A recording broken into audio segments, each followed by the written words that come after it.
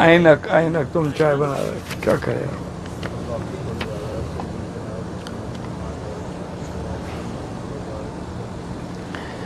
یہ کہتے ہیں جی کہ میں نے طواف زیارت کیا، اگلے 2 دن شیطان کو کنکریاں مار کے مدینہ چلا گیا، واپس آیا نفلی طواف کرتا رہا، 3 دن بعد میری وطن واپسی ہے، طواف الوداع آپ کو کرنا ہوگا۔ اصول تو یہ تھا کہ مدینے جانے سے پہلے بھی طواف الوداع کر کے جاتے، کیوں؟ موت حیات کا کسی کو کیا پتا ہے، لیکن اللہ آپ کو واپس لے آئے ہیں تو آپ آرام سے بالکل جس دن جانا ہو اسی دن طواف الوداع کر کے روانہ ہوں۔ طواف الوداع کا معنی ہی یہی ہوتا ہے ان یکون آخر العہد بالبیت، سب سے آخری کام طواف الوداع۔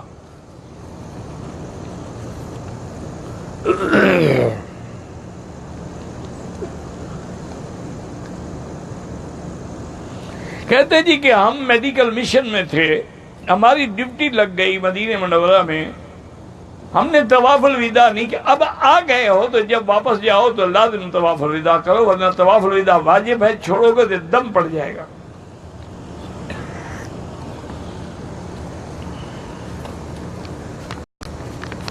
بعض علماء فرماتے ہیں کہ دم اس لیے نہیں پڑے گا کہ جیسے مزدلفہ کا وقوف واجب ہے کہ آدمی رات گزارے، صبح کی نماز مزدلفہ میں پڑھے، لیکن اگر کوئی بیمار ہے یا اگر کوئی ڈپٹی والا ملازم ہے وہ رات کو چلا ہے وقوف نہ کرے تو دم نہیں پڑے گا۔ تو اس لیے بعض علماء فرماتے ہیں چونکہ یہ میڈیکل مشن کے لوگ تھے، ان کی ڈپٹی تھی، ڈپٹی پہ چلے گئے تو ان پر بھی دم نہیں پڑے گا، لیکن اللہ آپ کو لے آیا ہے تو الوداع ضرور کر لیں۔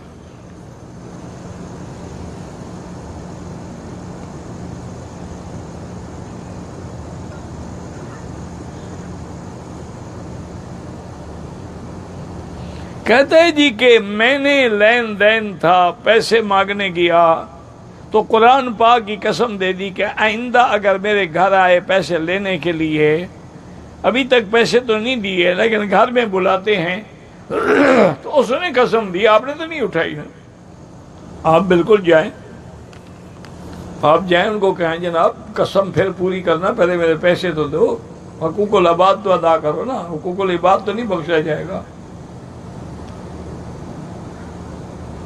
3 مہینے سے ہم لوگ وزٹ ویزے پہ ہیں، لگتا ہے کہ دعائیں قبول نہیں ہو رہی، مسائل حل ہوتے نظر نہیں آ رہے۔ میرا بھائی اس سے بڑا کوئی مسائل ہے کہ آپ کو ویزا مل گیا، آپ کو مکہ مل گیا، آپ کو مدینہ مل گیا، آپ کو حج مل گیا، اور پتہ نہیں کون سے مسائل، یعنی صرف دنیا مل جائے تو مسائل سمجھتے ہو؟ یہ اتنا بڑا انعام جو اللہ نے دیا آپ کو، کعبے کی زیارت ہوئی، کعبۃ اللہ نصیب ہوا، مدینہ پاک نصیب ہوا، اس کو تم کچھ نہیں سمجھتے ہو، وظیفے پوچھتے ہو؟ اس سے بڑا وظیفہ کیا ہے؟ کعبے میں بیٹھ کے اللہ سے دعائیں کرو رو رو کے۔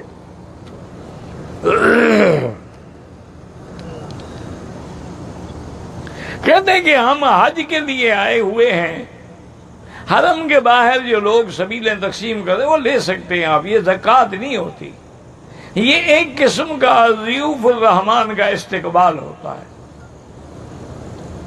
زیادہ سے زیادہ کہہ سکتے ہیں خیرات ہوتی ہے، زکوٰۃ نہیں ہوتی۔ میں مزدلفہ صبح کی نماز سے پہلے چھوٹا، صبح کی نماز جمرات کے نزدیک پڑھی، کیونکہ آنا تھا کام پہ 2 بجے جانا تھا، تو اس لیے آپ پر بھی دم نہیں ہے، آپ کی ڈیوٹی تھی۔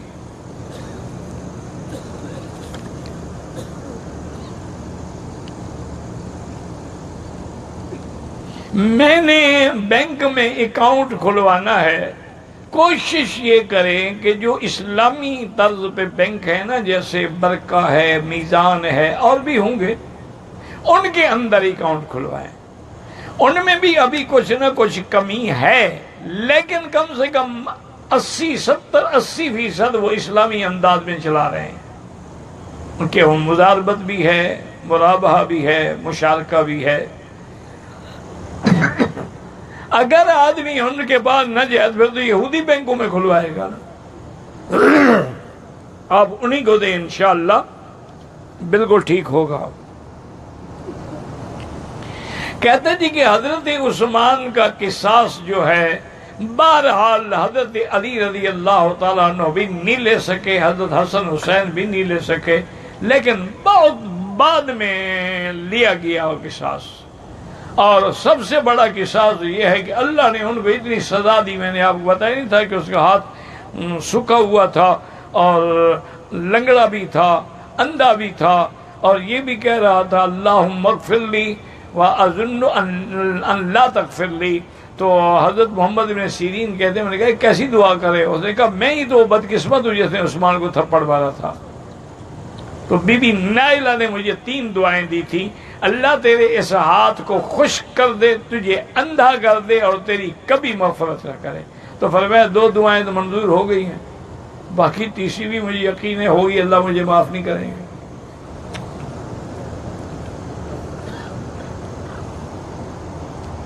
میں نے قربانی کے پیسے اپنے ایک ساتھی کو دیے، 10 تاریخ کو مغرب کے وقت میں نے سر مڈا کر احرام کھول دیا، اس نے قربانی 11 کی صبح کو کی۔ اب جو ہو گیا اللہ قبول کرے۔ حنفی مسلک میں تو ترتیب واجب ہے، دم پڑ جاتی ہے، لیکن صاحبین کے نزدیک بھی سنت ہے، اور باقی ائمہ کے نزدیک بھی ترتیب واجب نہیں ہے، اس لیے جو ہو اللہ قبول کرے۔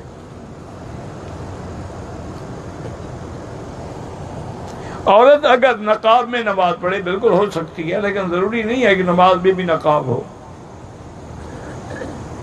کہتے ہیں کہ اس کا ماتھا تو پھر زمین پہ نہیں لگے گا، تو قالین پہ جو نماز پڑھتے ہو تمہارا ماتھا لگتا ہے زمین پہ؟ آپ اتنی موٹی قالین پہ پڑھیں تو نماز ہو جاتی ہے، اس بیچاری کا کپڑا آگے نہیں ہوگی۔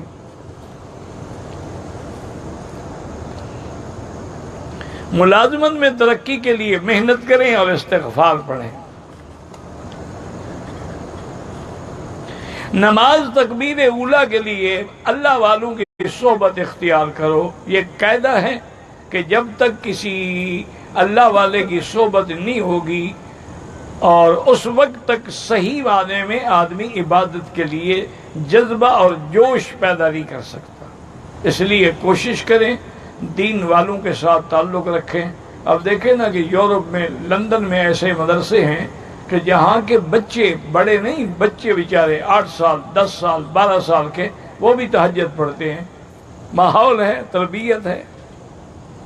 اور آپ جانتے ہیں کہ ہمارے بچے تو فرض نماز بھی نہیں پڑھتے۔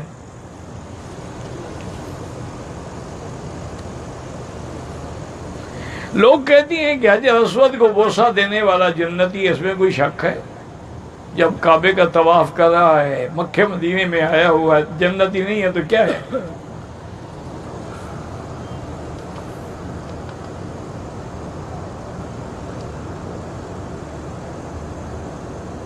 پتہ نہیں، دوران طواف حتیم شریف خالی ملے تو وہاں بالکل آپ طواف کے ختم کرنے کے بعد واجب الطواف کی 2 رکعات حتیم میں بھی پڑھ سکتے ہیں، لیکن طواف کے دوران اگر حتیم کے اندر سے نکلو گے تو طواف نہیں ہوگا، نہ طواف کے دوران اس کے اندر جا کے 2 رکعات پڑھو گے۔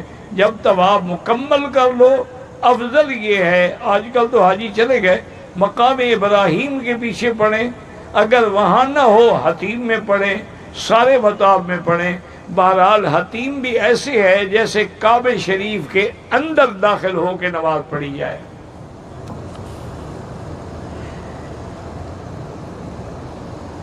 میری بیٹی نے میری سالی کا دودھ پیا ہے، کیا اس کے بیٹے سے شادی ہو سکتی ہے؟ بالکل نہیں، کیونکہ جب اس نے اس کا دودھ پیا اس کی ماں بن گئی، اس کا بیٹا تو اس کا بھائی ہے، اس سے کیسے شادی ہو سکتی ہے؟ وہ اس کا رضائی بھائی ہے۔ ما یحرم من النسب یحرم من الرضا، حضور نے فرمایا جو نسب کے رشتے میں حرام ہے وہ رضا کے رشتے میں بھی حرام ہے، یعنی جیسے حقیقی بھائی سے شادی کرنا حرام ہے، رضائی بھائی سے بھی شادی کرنا حرام ہے۔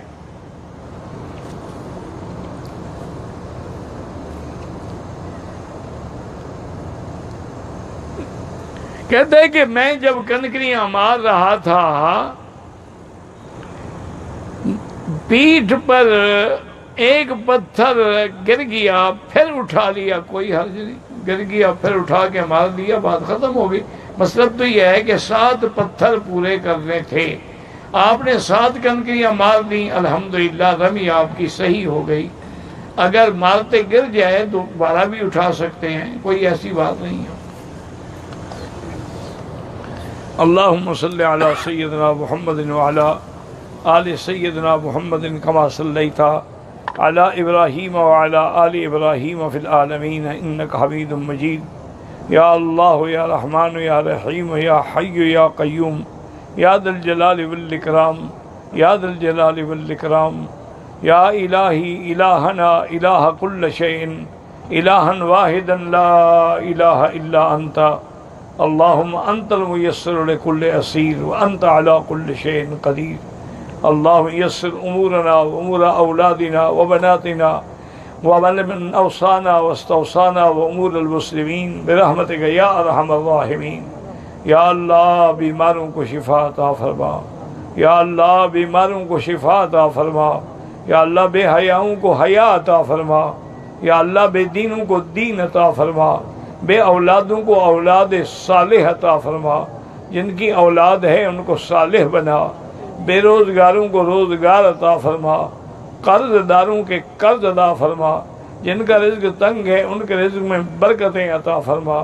یا الہ العالمین ہمیں مانگنا بھی نہیں آتا، بغیر مانگے عطا فرما۔ یا اللہ مسلمان کشمیر میں ہیں، فلسطین میں ہیں، شام میں ہیں، عرب میں ہیں، عجم میں ہیں، ان کی جان مال آبرو عزت کی حفاظت فرما۔ یا الہ العالمین بلد الامین کو قیامت تک ہر قسم کے فتنوں سے محفوظ فرما۔ یا اللہ پاکستان کی حفاظت فرما، یا اللہ پاکستان کی حفاظت فرما۔ اللہم انصر الاسلام والمسلمین، اللہم انصر الاسلام والمسلمین وہم حوزت الدین، اللہم اذل الشرک والمشرکین۔ اللہم انک عفو کریم عظیم تحب العفو فاعف عنا۔ اللہم انا نسألک العفو والعافیۃ والمعافاۃ الدائمۃ فی الدین والدنیا والآخرہ۔ ربنا آتنا فی الدنیا حسنۃ وفی الآخرۃ حسنۃ وقنا عذاب النار۔ سبحان ربک رب العزۃ عما یصفون وسلام علی المرسلین والحمد للہ رب العالمین، آمین برحمتک یا ارحم الراحمین۔